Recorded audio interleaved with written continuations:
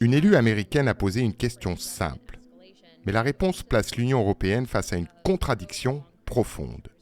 Je cite, « Êtes-vous d'accord, oui ou non, pour dire que les États membres de l'Union européenne sont des nations souveraines et indépendantes ?» La réponse a été immédiate. Oui. Yes. Puis elle enchaîne. Une nation indépendante a-t-elle le droit de défendre ses frontières et de définir sa politique d'entrée conformément à ses propres intérêts nationaux? Oui. Yes. Alors, si les États européens sont souverains, pourquoi cette question provoque-t-elle autant de tensions en Europe? Ces échanges ont eu lieu le 10 février 2026 devant la Commission des Affaires étrangères de la Chambre des représentants des États-Unis. Le thème officiel de l'audition était la migration instrumentalisée, présentée comme un risque de sécurité pour l'Europe et les États-Unis. Anna Paulina Luna, représentante de l'État de Floride, interroge deux experts invités. Natalia Banulescu-Bogdan, spécialiste des politiques migratoires. Le contre-amiral à la retraite Mark Montgomery, expert en sécurité. Les premières réponses, les oui, sans ambiguïté, viennent de Natalia Banulescu-Bogdan. Oui, les États membres sont souverains. Oui, une nation indépendante doit pouvoir défendre ses frontières. Le cadre est posé. Anna Paulina Luna affirme « Des frontières solides sont le fondement d'un pays souverain ».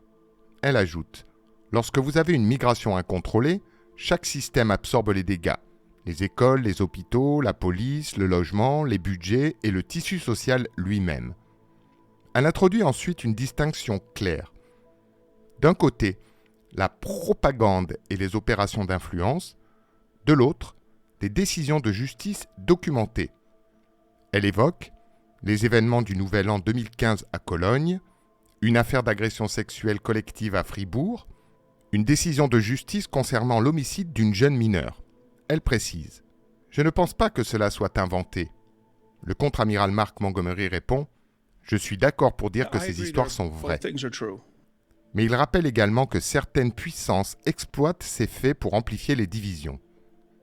Le débat ne porte pas uniquement sur la criminalité, il porte sur l'instrumentalisation possible des crises migratoires. Mais au-delà des exemples, la question centrale reste institutionnelle. Les États membres de l'Union européenne sont juridiquement souverains. Cependant, ils ont transféré certaines compétences à l'Union. La politique migratoire relève en partie des compétences partagées. Dans ces domaines, le droit européen a primauté. Des désaccords ont déjà opposé la Commission européenne à certains États membres sur les mécanismes de relocalisation ou les obligations d'accueil. La question devient alors plus profonde. Quand une décision affecte les frontières, qui décide réellement? Le gouvernement national ou les institutions européennes? L'Union européenne repose sur un principe de souveraineté partagée. Ce principe est stable dans les domaines techniques, mais il devient sensible lorsqu'il touche les frontières, la sécurité, les règles d'asile, la gestion des flux migratoires.